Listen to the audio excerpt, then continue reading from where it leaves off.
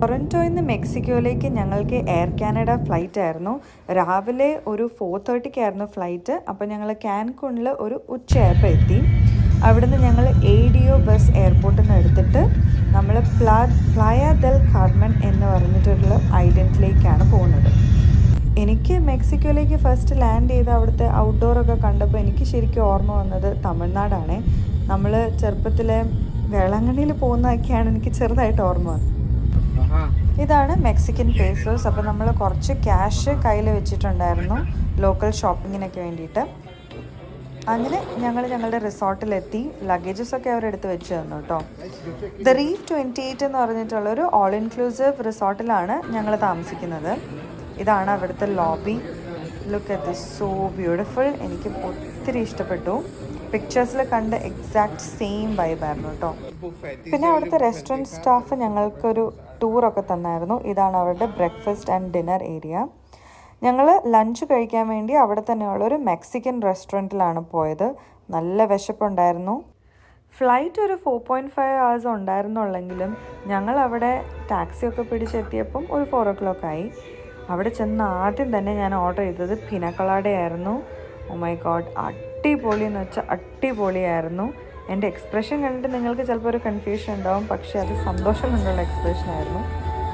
This is shrimp aguachile. അവിടെ പോയിട്ട് ഞങ്ങൾ ആദ്യമായിട്ട് കഴിച്ച ഡിഷ് അതായിരുന്നു. പക്ഷേ അതും ഒരു രക്ഷയില്ലായിരുന്നു. അത് നമ്മുടെ പച്ചമാങ്ങയും ഷ്രിംപും നല്ല മുളകൊക്കെ ഇട്ടുള്ള നല്ല അടിപൊളി ഡിഷായിരുന്നു. പിന്നെ അവരുടെ ഫ്രഷ് ആയിട്ടുള്ള ടാക്കോസ് അല്ല, ടോട്ടിയ ചിപ്സ്. ഓ മൈ ഗോഡ്, ഇതും അടിപൊളിയായിരുന്നു. ഞാൻ ഇതിനു മുന്നേ ടൊറൻറ്റോയിൽ വെച്ച് കഴിച്ചിട്ടുള്ളത് ഒന്നുമല്ല. പിന്നെ നമ്മൾ ഒരു പോർക്കിൻ്റെ ഒരു അപ്പറ്റൈസറായിരുന്നു ഓർഡർ ചെയ്ത്. ഇത് ഓക്കെ ആയിരുന്നു, അങ്ങനെ ഭയങ്കര ഫ്ലേവർഫുൾ ആയിട്ട് എനിക്ക് തോന്നിയില്ല. ആശിഷ് പറഞ്ഞ് ഇതിൻ്റെ ടേസ്റ്റ് ആലു ടിക്കി പോലെ ഉണ്ടെന്നാണ്.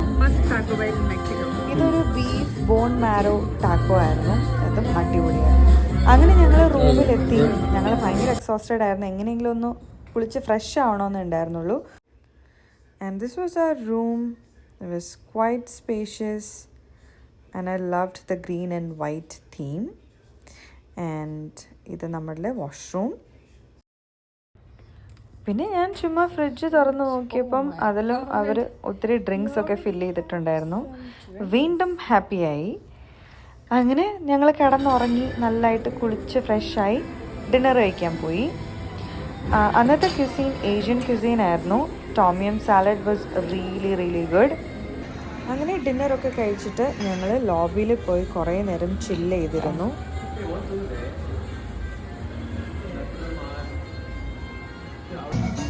നെക്സ്റ്റ് നമ്മൾ അവിടെ തന്നെ ഉള്ളൊരു ബാറിലാണ് പോയത്.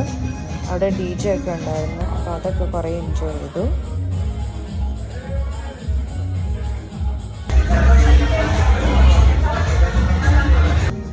ഈ ഒരു സന്തോഷം വേറൊന്നുമല്ല, അന്നെൻ്റെ ബർത്ത്ഡേ സ്റ്റാർട്ട് ചെയ്യുന്ന ദിവസമായിരുന്നു.